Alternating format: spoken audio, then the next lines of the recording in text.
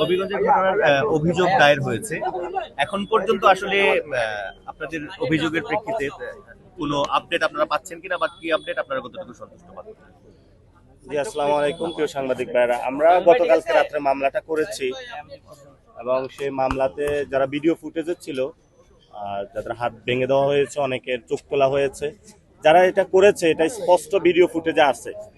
আমরা গতকালকে অভিযোগ দিয়েছি, তো সেখানে আবার অভিযোগে কিছু কারেকশন আসতেছে, বিকজ দ্যাট আমরা একজন ব্যক্তি ওইখানে নাম আছে যার নামটা ওইখানে ভিডিওতে ছিল না। তো উনি জানিয়েছেন এসপি যে আজকে যখন ফুল কারেকশনটা চলে আসবে, আজকে ইনশাল্লাহ আমরা জিআর কোডটা পেয়ে যাব। তবে আমরা আশা করব যে বাংলাদেশে বিচারহীনতার যে সংস্কৃতি আছে সেটা থেকে বের হয়ে তারেক রহমান যে সরকার গঠন করেছেন ওনারা বিচার করবেন।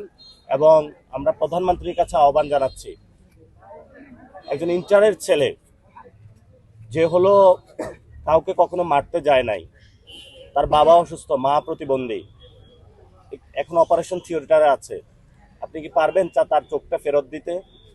আমরা বাংলাদেশে আর কোনো সহিংসতা রাজনীতি দেখতে চাই না। আমরা এতটুকুই বলবো, প্রিয় তারেক রহমান, আলিফের চোখটা ফেরত দিন। আমরা চুপ হয়ে যাবো, আমরা আর কিছু বলবো না। আপনি আপনার ক্ষমতা চালান, আমরা কিচ্ছু চাই না, কিন্তু আমাদের আলিফের চোখটা ফেরত চাই। প্লিজ দয়া করে আমাদের চোখটা দিয়ে দিবেন আপনি। আচ্ছা, একটা বিষয় হচ্ছে যে আপনারা হবিগঞ্জে আসার পরে যে সংঘর্ষ বা সংঘাতের মুখোমুখি হলেন, তার পরবর্তীতে আমরা দেখেছি আগে যতগুলো ঘটনা ঘটেছে,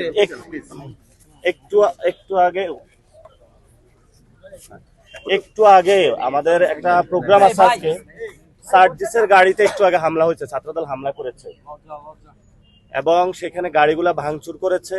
আমরা সেখানে রওনা দিচ্ছি।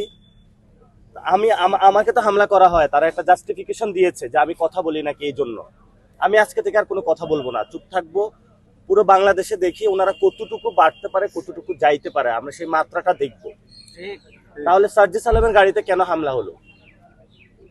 একটু আগে হামলা হয়েছে সিলেটে, 5 প্লাটুন হলো বিজিবি নামানো হয়েছে, প্লাটুনের বিজিবি নামানোর পরে তাহলে হামলাটা কেন হলো এখন? আমাদের আপনারা জানেন যে ছাত্র শক্তির একজন কুড়িগ্রামের আহ্বায়ক, তার মাথা ফাটিয়ে দেওয়া হয়েছে, সে রক্তাক্ত। বিভিন্ন জায়গায় পুরো বাংলাদেশে একটা সন্ত্রাসের রাজত্ব সৃষ্টি করা হয়েছে। আমরা সন্ত্রাসের রাজত্ব বাংলাদেশে দেখতে চাই না।